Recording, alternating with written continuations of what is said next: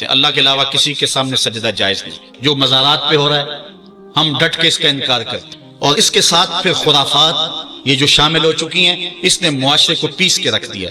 بلکہ ہمارے امام احمد رضا خان فاضل بریلوی نے لکھا ہے، آپ فرماتے ہیں کہ سجدہ قبور بالاتفاق حرام ہے اور طواف قبور بالاتفاق حرام ہے، زیارت قبور بالاتفاق جائز ہے، بوسہ قبور مختلف فی ہے. احوط یہ ہے کہ نہ دیا جائے، یعنی بوسے سے بھی اگر گریز کر لیا جائے تو کسی کو کوئی اور شائبہ نہ ہو تو یہ بھی بہتر ہے. لیکن خیر بوسے کے بارے علماء قائل ہیں، اس پر دلائل بھی موجود ہیں. لیکن قبروں کے سامنے یوں ہی کھڑے ہو جانا اور کھڑے ہو کر کے یوں سر جھکانا یہ جائز نہیں ہے. علامہ اقبال کہتے ہیں کبھی تم نے دیکھا کوئی کتا بھی کسی کتے کے آگے سر جھکاتا ہو؟ یہ تو اس کو بھی پتا ہے کسی کے آگے سر نہیں جھکانا. حضرت مجدد کی تعلیم کیا تھی؟ یہی بات کہی تھی اکبر نے کہ سجدہ نہیں کرتے تو ساری جھکا دی. آپ نے فرمایا نہیں جھکاؤں گا. پھر اس نے آپ کو دربار میں بلوایا، سازش کی، دروازہ چھوٹا رکھا کہ حضرت مجدد الفسانی جب داخل ہوں گے تو سر جھکا کے تو گزریں گے تو کہوں گا لو سر جھکا ہی لیا. لیکن جن کے سر کو اللہ بلند کرے کون جھکا سکتا ہے؟ حضرت مجدد جب دروازے پہ پہنچے تو سمجھ گئے کہ یہ میرے لیے ایک جال بنا گیا ہے کہ جھکوں گا تو گزروں گا. آپ نے پہلے اپنی ٹانگیں داخل کی. تو اقبال خراج پیش کرتا ہے، حاضر ہوا میں شیخ مجدد کی لحد پر، وہ خاک کے زیر فلک مطلع انوار، گردن نہ جھکی جس کی جہانگیر کے آگے، جس کے نفس گرم سے ہے گرمی احرار، وہ ہند میں سرمایہ ملت کا نگہبان، اللہ نے بر وقت کیا جس کو خبردار. اس لیے کسی کو اپنے سامنے جھکانا یا کوئی میرے لیے کھڑا ہو، حضور نے یہ بھی فرمایا کہ جو شخص یہ ارادہ رکھے کہ میرے لیے لوگ کھڑے ہوں اپنا ٹھکانہ جہنم میں تلاش کرے. آج خود اگر کوئی کھڑا ہو جائے تو یہ اس کی مرضی. اور حضرت سعد آئے، حضور نے فرمایا قوموا الی سیدکم، یہ تمہارا سردار آیا، اس کا اٹھ کے استقبال کرو. لیکن اگر کوئی خود چاہے کہ میرے لیے کھڑے ہوں تو اس کے لیے یہ وعید فرمائی. اس طرح اگر تمہارے کوئی ہاتھ چوم لیتا ہے لیکن ہاتھ چومنے کے بغیر یوں گردن جھکانا یہ درست نہیں ہے، لیکن ہاتھ چومنے کے لیے تو وہ صحابہ کے عمل سے ثابت ہے. لیکن اگر کوئی چاہے کہ میرے ہاتھ چومے جائیں اور اگر جو نہیں چومتا تو اس سے ناراض ہو جاتے ہیں. میں ایک دفعہ ایک صاحب کو ملنے گیا تو ہم ہر شخص کے ہاتھوں نہیں نہ چومتے، آخر جو ہے وہ کسی کے ہاتھ چومنے ہو تو پھر کچھ دیکھنا بھی تو ہوتا ہے. دل اسے دے دیں جو دل بر ہی نہ ہو. تو ہم تو کسی کے ہاتھ چومتے ہیں نا، ہم وہ ہاتھ چومتے ہیں، وہ پاؤں چومتے ہیں جو راہ حق کے مسافر ہوتے ہیں. ہم ان ہاتھوں کو بوسہ دیتے ہیں اور اگر ہماری آنکھوں کی پلکوں کے ساتھ لگ جائیں تو اعزاز سمجھتے ہیں. تو خیر میں نے مصافحہ کیا تو ناراض ہو گئے، انہوں نے پکڑ کے میرے ہاتھ چوم لیے، کہنے لگے لو کیا بگڑا ہے میرا؟ میں نے کہا کہ ٹھیک ہے تمہارا کچھ نہیں بگڑا لیکن میرا بھی کیا بگڑا اگر نہیں چومے. تو یہ عجیب سی کہانی ہے، ناراض ہو جاتے ہیں. ایک بت خانے بنے ہوئے ہیں، لوگ آئے ہمیں خدا بلاؤ، تم نے اپنی پوجا شروع کروا دی. لوگ آئے کہ خدا کا نام جپا جائے اور تم صرف اپنی ہی خوشامد چاہتے ہو، ہر وقت تمہارا ہی ذکر ہو. میں کتنے آراس کو جانتا ہوں جہاں اللہ رسول کا ذکر نہیں ہوتا، پیر کا ہی ذکر ہوتا ہے، کرامتیں بیان ہوتی ہیں. اور پھر آج کل جھوٹی کرامتوں کا ایک کاروبار چلا ہو. عجیب رنگ ڈھنگ ہے، عجیب بات ہے. خوابیں گھڑی جا رہی ہیں، کرامتیں گھڑی جا رہی ہیں. میرے پاس بھی کئی لوگ آئے خوابیں لے کر، جی یہ ہم نے دیکھا ہے. میں نے کہا تم نے دیکھا ہوگا، میں نے نہیں دیکھا ہے. لوگ بڑے مفاد پرست ہیں، بڑے بڑے رنگوں میں آتے ہیں. ایک بندہ میرے پاس ایک دفعہ آیا کہ جی میرے پاس 12 موئے مبارک ہے، میں 2 آپ کو دینا چاہتا ہوں. میں نے کہا تو لوٹ سیل لگائی ہے، موئے مبارک کوئی تماشا ہے؟ جہاں سے مرضی کو بال اٹھا کے کہہ دیتا ہے یہ حضور کا موئے مبارک ہے، یہ کوئی تماشا ہے؟ اگر کوئی ہے اور کثرت سے دنیا پر موجود ہے وہ تو برکت والی بات ہے. لیکن آج ہر نئی میں رازدار دی شدے والی بات ہے اور ہر شخص جو مرضی دعویٰ. ایک بندے نے ایک دن مجھے رات کو فون کیا، جناب کہاں ہے؟ میں نے کہا گھر میں. کہنے لگا باہر نکل کے دیکھو. میں نے کہا کیا ہے؟ کہا جی آسمان کی طرف دیکھو. میں نے کہا ہوا کیا ہے؟ کہنے لگا چاند کے اندر حضور کی تصویر ہے. میں نے کہا تو پاگل ہے؟ لوگوں نے زندگیاں گزار دی اور زیارت نہ ہوئی اور تو جو ہے لوٹ سے لگا دی ہوئی ہے کہ چاند کے اندر تصویر لگا دی. میں نے کہا کمال ہے، کوئی بات کرنے والی ہے تیری. ہمارے ہاں ذوف الاعتقادی اتنی پھیل گئی ہے کہ جو بات کرے لوگ پیچھے دوڑ پڑتے ہیں. کئی ایسے واقعات ہوئے ہیں، کوئی کہتا ہے میرے گھر میں حضور کے قدم لگے ہیں، کوئی کچھ بول رہا ہے، کوئی کچھ بول رہا ہے. یہ لوگ اللہ سے ڈرتے نہیں ہیں، خوف نہیں کرتے. جھوٹی خوابیں، جھوٹی کرامتیں اگر سچی ہیں تو میں ان کا انکار نہیں کرتا، لیکن اس وقت معاشرے کے اندر جو کچھ ہو رہا ہے میں اس کی نشاندہی کر رہا ہوں. اپنے بھی خفا مجھ سے ہیں، بیگانے بھی ناخوش.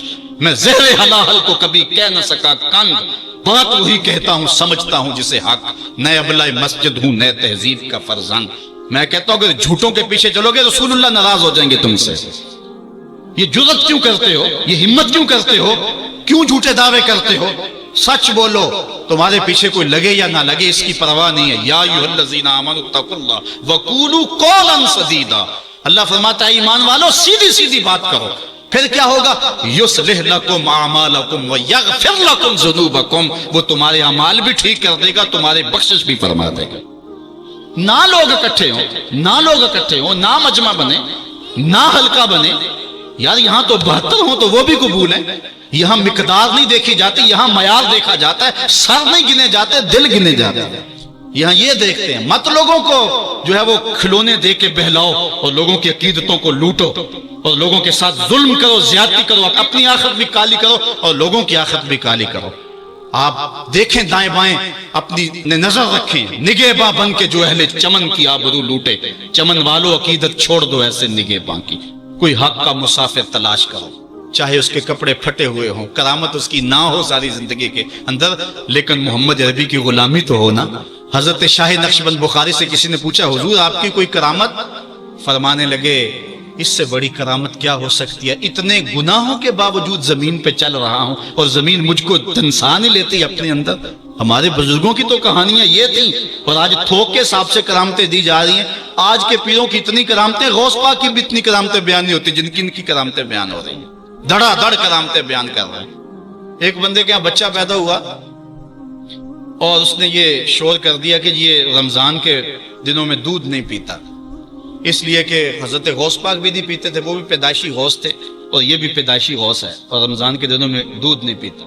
اچھا کوئی 2-4 ماہ گزرے تو اس غوث کی ماں کو طلاق دے کے نئی عورت سے شادی کر لی۔ میں نے کہا کم از کم اتنا تو خیال رکھتے، جس نے غوث جنم دیا ہے اس کو تو عزت سے گھر سے رکھتے۔ تو یہ کیا تماشے ہیں، کیا لوگ بے وقوف ہیں؟ اب لوگ سمجھنے لگے ہیں، لوگ جو ہے وہ ان وجہ سے پھر دور دین سے ہوتے ہیں، نقصان یہ ہوتا ہے۔ لیکن میں آپ کو کہتا ہوں دنیا سے حق ناپید نہیں ہوا۔ اگر مداری گر موجود ہیں، ڈاکو لٹیرے اور چور موجود ہیں، تو حق کا ڈنڈورا دینے والے بھی اس دھرتی پہ بستے ہیں۔ ہمارا رویہ یہ ہے کہ ہم کسی ایک شخص سے بدزن ہو جاتے ہیں تو پورے طبقے سے بدزن ہو جاتے ہیں۔ کئی بندوں کو میں سوچا جو میں دیکھا ہوا ہے پیروں کو، اور تو نے دیکھے ہوئے ہی نہیں، جن کو مل کر زندگی سے عشق ہو جائے وہ لوگ شاید آپ نے دیکھے نہ ہو، مگر ایسے لوگ بھی ہیں کہ جن کو دیکھ کر کے زندگی گزارنے کا ڈھب آ جاتا ہے، سلیقہ اور طریقہ آ جاتا ہے۔ ان لوگوں کی تلاش کرو۔ اگر ایک دکان سے کپڑا صحیح نہ ملے، سودا صحیح نہ ملے، تو آپ جو ہے کیا کھانا پینا چھوڑ دیتے ہیں؟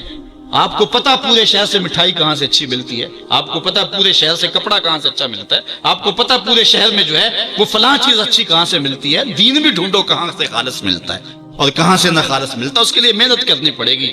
جھولی میں یوں نہیں ڈال دیا جائے گا، اس کے لیے تمہیں جانا پڑے گا، کوشش کرنی پڑے گی۔ ہاں ایک سے دھوکہ کھاؤ گے، 2 سے کھاؤ گے، 3 سے کھاؤ گے، لیکن جو تم دھوکہ کھاؤ گے تم تو رب کے نام پہ کھاؤ گے نا۔ حضرت عمر رضی اللہ تعالیٰ عنہ کی عادت تھی، جو غلام لمبی نمازیں پڑھتا اس کو آزاد کر دیتے۔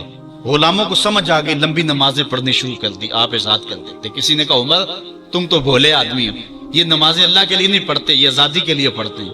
تو حضرت عمر نے کہا یہ مجھے اللہ کے نام پہ دھوکہ دیتے ہیں، میں 100 بار کھانے کے لیے تیار ہوں۔ ایک جگہ سے دھوکہ کھایا، 2 سے کھایا، 3 سے کھایا، 4 سے کھایا، جب تمہاری نیت ٹھیک ہوگی منزل ضرور ملے گی، یہ ہو نہیں سکتا۔ خورش دے بدرا جو کب کو حمام کہ یک روز افتد ہمائے بدام۔ سادی کہتے ہیں چارہ ڈالتا جا، دانا ڈالتا جا، کبھی تتر آئے گا، کبھی مور آئے گا، کبھی کبوتر آئے گا، پھر ایک دن جس کو تو تلاش کرتا ہے وہ ہما بھی تو آ ہی جائے گا نا۔ اس لیے حق کے سفر کو نہ چھوڑنا، چلتے رہنا، اور راہ حق کی جو ہے منزل پر جو ہے وہ انشاءاللہ ایک دن ضرور گامزن ہوگے۔ بات لمبی ہو رہی ہے، ہم نے اپنی اصلاح ان سارے پوائنٹس میں کرنی ہے۔ میں آپ کو 4-5 باتیں خاص طور پہ ضرور عرض کرنا چاہتا ہوں۔ ایک، اپنے عقیدے کی اصلاح کریں، اس میں کوئی پل پلا پن نہ آنے دیں اور کوئی اس کے اندر کوئی نرمی نہ آنے دیں۔ جس شخص کے سینے میں حضور علیہ الصلوۃ والسلام کے لیے بغض دیکھیں، ایک لمحے میں اس سے جدا ہو جائے۔ جس کے سینے میں، جس کی زبان پر صحابہ کے لیے کوئی نازیبا لفظ دیکھیں، ایک لمحے کے لیے اس سے جدا ہو جائے۔ جو اہل بیت کو بھونکتا ہو پرواہ نہ کریں اس کی، چاہے قریبی رشتہ دار کیوں نہ۔ اولیاء اللہ کی عظمت جس کے سینے میں نہ ہو، اس کی دوستی کو ایک لمحے سے اپنے سے دور کرتے ہیں۔ علامہ رومی کہتے ہیں کہ تا توانی دور شو از یار بد، یار بد بدتر بود از مار بد۔ جتنی جلدی ہو سکتا ہے برے یار سے دور ہو جا، چونکہ برا یار برے سانپ سے بھی برا ہے، اس لیے سانپ لڑتا ہے تو جان جاتی ہے، یار لڑتا ہے تو ایمان جاتا ہے، اس لیے برے یار سے بچ، اپنی حفاظت کر، اپنے عقیدے کی اصلاح کر۔ اس کے بعد دوسری بات جو اہم ہے، والدین کو کبھی اذیت نہ دینا۔ یہ میں 5 باتیں آپ کو آخر میں گزارش کے طور پہ اور تاکید کے طور پہ، آج کے پیغام کے طور پہ دینا چاہتا ہوں۔ میری گفتگو اختتام کے مراحل پر پہنچ چکی ہے، باتیں تو بہت ساری تھی اور دکھڑے تھے، لیکن وقت زیادہ ہو رہا ہے۔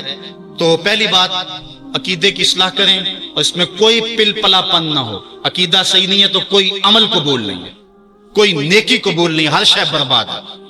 دوسری بات، اپنے والدین کی نافرمانی کبھی نہ کریں۔ امام رازی نے لکھا ہے کہ ایک گناہ ایسا ہے جس کی سزا آخرت میں تو ملتی ہی ملتی ہے، دنیا پر بھی ضرور ملتی ہے، اور وہ والدین کی نافرمانی۔ اور ایک نیکی ایسی ہے جس کا فائدہ آخرت میں تو ہوتا ہی ہوتا ہے، دنیا میں بھی ضرور ہوتا ہے، اور وہ والدین کی فرما برداری۔ نہیں تو نشان لگا لے اس شخص پہ جو والدین کا گستاخ ہے، ساری زندگی اس کو ذلیل ہوتے دیکھیں گے، اور اس شخص پہ بھی نشان لگا لے جو والدین کا فرما بردار ہے، زندگی میں آپ اس کی پگڑی کو کبھی جھکا ہوا نہیں دیکھیں گے، اللہ اس کی عزت کی حفاظت کرے گا۔ اور والدین کے لیے جو شخص روزانہ دعا کر دیتا ہے، میں نے کتب میں پڑھا ہے، ساری زندگی اس کے رزق میں بے برکتی نہیں آتی۔ اس لیے اپنے والدین کو راضی کرنا، عقیدے کی درستگی کے بعد اپنے والدین کو جا کے راضی کرنا۔ اگر کسی کے والدین ناراض ہیں، ہاتھ جوڑ کے معافی مانگنے میں کوئی شرم محسوس نہ کریں، پاؤں پکڑ لیں، منتیں کریں، ان کو راضی کر لیں۔ اللہ کی رضا والدین کی رضا میں، اور اللہ کی ناراضگی والدین کی ناراضگی میں ہے۔ اور حضور علیہ السلام نے فرمایا 4 لوگ ایسے ہیں جن کو جنت میں جانے سے کوئی شے نہیں روک سکے۔ وہ 4 لوگ کون ہیں؟ ایک وہ شخص کہ جو اس حال میں مرا کہ اس کے والدین اس پہ راضی تھے۔ دوسرا وہ شخص کہ جس نے ایسی سچی توبہ کی کہ گناہ کی طرف دوبارہ پلٹنا اس کے لیے اتنا مشکل تھا جس طرح تھن سے نکلا ہوا دودھ واپس جانا مشکل ہے۔ تیسری وہ عورت جو اس حال میں دنیا سے رخصت ہوئی کہ اس کا شوہر اس کے اوپر راضی تھا۔ اور چوتھا وہ شخص کہ جس کے بال بچے زیادہ تھے، ذرائع آمدنی تھوڑے تھے، لیکن اس کے باوجود اس نے اپنے بچوں کے پیٹ میں حرام کا ایک لقمہ نہیں جانے دیا۔ تیسری بات، اپنی نظر اور شرمگاہ کی حفاظت کریں۔ اس دور کا سب سے بڑا فتنہ یہ ہے کہ نگاہیں پاک نہیں رہی، نگاہیں غلیظ اور گندی ہو گئی، شرمگاہوں میں وہ تقدس نہیں رہا۔ حضور علیہ السلام نے ارشاد فرمایا، من زنا زنیا بہی ولو بہی تانے دارہی، جس شخص نے زنا کیا یہ عمل اس کے گھر بھی لوٹے گا، اگرچہ اونچی اونچی دیواریں کیوں نہیں کرتے۔ یہ مکافات عمل ہے۔ گندم از گندم بروئے جو سے جو، از مکافات عمل غافل مشو۔ گندم بو گے تو گندم کاٹو گے، جو بو گے تو جو کاٹو گے۔ نظر کو تقدس دو، نظر کو پاکیزگی دو۔ حضرت لقمان حکیم کہتے ہیں کہ میں کئی نبیوں سے ملا ہوں، کئی نبیوں سے ملاقات کی ہے، اور میں ان سے 2-2 4-4 باتیں جمع کی ہیں، اور ان ساری باتوں کو میں نے جمع کر کے 100 باتیں جمع کی ہیں، اور ان کا پھر میں نے خلاصہ تیار کیا ہے۔ ان میں 8 باتیں الگ کی ہیں۔ ان 8 باتوں میں ایک بات یہ ہے، جب کسی کے گھر جاؤ تو نظر کو حفاظت میں رکھو۔ جس شخص کے مہمان بنو، جس کے گھر جاؤ، تمہاری نظر نہ بھٹکنے پائے۔ نظر اگر غیر محرم کو شہوت سے دیکھتی ہے، حدیث میں آتا ہے کل قیامت کے دن جہنم کی آگ سے بھر دی جائے، وہ سخت رسوا ہوگا۔ آج میڈیا کی آوارگی اور انٹرنیٹ پہ جو کچھ ہو رہا ہے، ٹیلی ویژن اور سینما جو بدتمیزی پھیلا رہے ہیں، اور موبائل پیکج جس طرح بے حیائی کے جو ہے وہ کیفیات پیدا کر رہی ہیں اور بے حیائی کو فروغ ہو رہا ہے، ہم اس کے خلاف پوری قوت کے ساتھ بند باندھیں۔ اپنی اولادوں کے ہاتھوں سے ناول چھین لو، ان کے ہاتھوں سے جو ہے وہ فلمیں چھین لو، ان کی خلوتوں پہ نظر رکھو اور ان کی حفاظت کرو۔ جس شخص کی نظر پاک نہیں ہے اس کے من میں طہارت نہیں آ سکتی ہے، دل پاک نہیں ہے اس کو جو ہے وہ باطن کا نور نصیب نہیں ہو سکتا۔ وائے قوم کشتائے تدبیر غیر، کارے او تخریب خود تعمیر غیر، از حیا بیگانہ پیرانے کہن، نوجوانہ چوں زنا مشغول تن۔ کتنی حکمت والی بات کہی اقبال نے۔ وہ اپنے دور کا دکھڑا سناتا ہے، جس دور سے ہم گزر رہے ہیں اب تو عجیب حال ہو گیا۔ اقبال کہتا ہے یہ جو میرا دور ہے، جوان تو جوان رہے، بوڑھوں کی نظروں میں حیا نہیں رہا، از حیا بیگانہ پیرانے کہن۔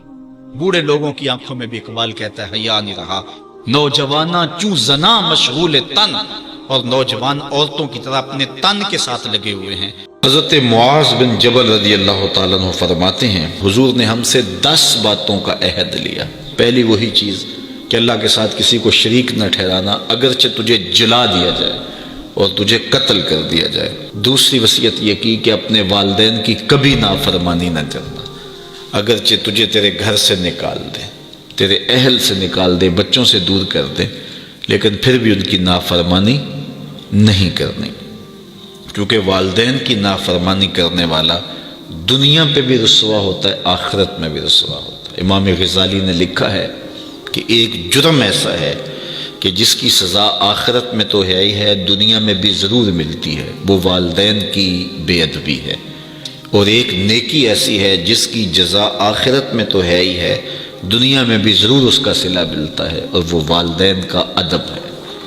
اس شخص پہ نشان لگا لیں جو والدین کا بے ادب ہے، آپ اس کو ذلیل و رسوا ہوتا ضرور دیکھیں گے، اور اس شخص پہ بھی نشان لگا لیں جو والدین کا مؤدب ہے، فرما بردار ہے، اس کی پگڑی کا کلس کبھی نیچا ہوتا نہیں دیکھیں گے آپ۔ تو والدین کے ساتھ حسن سلوک کرنے کی تلقین کی گئی۔ حضور نے تیسری وصیت یہ کی کہ فرض نماز جان بوجھ کے ترک نہ کرنا، جس نے جان بوجھ کے فرض نماز ترک کی اللہ اس سے اپنا ذمہ اٹھا لیتا ہے۔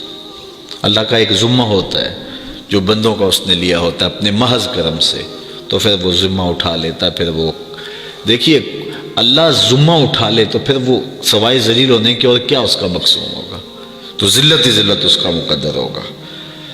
اللہ اکبر۔ آج ہم کہتے ہیں پوری دنیا کے اوپر کہ مسلمان کیوں ذلیل اور کیوں رسوا ہو رہے ہیں، 5-7% مسلمان جو ہے وہ نمازی ہیں، تو پھر جب یہ حالات ہوں گے تو پھر اللہ اپنا ذمہ اٹھا لے گا۔ جب وہ اپنا ذمہ اٹھا لے گا تو پھر ہمیں جو مرضی توڑے، جو مرضی مارے، پھر اس کا ذمہ اٹھ گیا تو وہ ذمہ ہم سے اٹھا لیتا ہے اگر ہم اس کے حضور سجدہ ریزیاں نہیں کرتے۔ اور یہ بھی حضور نے وصیت کی کہ کبھی شراب نہیں پینی، اس لیے کہ ہر بے حیائی کی جڑ ہے، اور فرمایا معصیت سے، گناہ سے بچنا، اگر کوئی گناہ کرتا ہے تو پھر اللہ تعالیٰ اس سے ناراض ہو جاتا ہے۔ چھٹی بات حضور نے یہ ارشاد فرمائی کہ جب جنگ میں کھڑے ہو تو پھر پیٹھ دکھا کے بھاگنا نہیں ہے، اگرچہ لوگ کٹ کٹ کے گر رہے ہوں تو میں صلی اللہ العافیہ، اللہ سے عافیت مانگو، یعنی اللہ سے مانگو عافیت، بیماری نہ مانگو، آزمائش نہ مانگو، مشکل نہ مانگو، لڑائی نہ مانگو، جنگ نہ مانگو، لیکن اگر پڑ جائے تمہارے اوپر تو پھر استقامت دکھاؤ، پھر بھاگنا نہیں ہے، اور یہ کبائر میں سے جنگ سے بھاگ جانا۔ تو فرمایا کہ اگرچہ لوگ کٹ کٹ کے گر رہے ہوں تو جنگ سے بھاگنا نہیں ہے، اور یہ بھی وصیت لی کہ کسی جگہ پہ کوئی بیماری آ جائے اور لوگ موت کا شکار ہو جائیں تو پھر ثابت قدم رہنا ہے، وہاں کو چھوڑ کے بھاگنا نہیں ہے۔ اور 8ویں وصیت حضور نے یہ لی کہ اپنے اہل و عیال پر، اپنے بچوں پر، اپنی بیوی پر اپنی استطاعت کے مطابق کھل کے خرچ کرو، بخل نہ کرو، ان سے ان کی ضروریات کو صحیح پورا کرو۔ اور 9ویں حضور نے یہ وصیت کی کوڑا لٹکا کے رکھو، ان کو ادب سکھانے کے لیے، دین سکھانے کے لیے، اور ان کو اچھائیوں کا خوگر بنانے کے لیے، برائیوں سے بچانے کے لیے باپ گھر کے اندر جو ہے وہ کوڑا لٹکا کے رکھے، چھڑی لٹکا کے رکھے۔ یعنی مطلب کیا کہ اولاد کو پتہ ہو کہ اگر ہم نے نافرمانی کی اور اللہ کے حکموں کو توڑا، ہم نماز نہ پڑھی تو پھر یہ ہمارے اوپر ڈنڈا برسے گا بھی، تو ان کو جو ہے وہ اس طرح ان کے اوپر جو ہے یہ پریشر رکھو۔ اور 10ویں وصیت یہ کی کہ ان کے سینے میں اللہ کا خوف، اللہ کی خشیت پیدا ہونی چاہیے۔ جس سینے میں اللہ کی خشیت ہوتی ہے اس سینے میں کسی اور کا ڈر نہیں ہوتا۔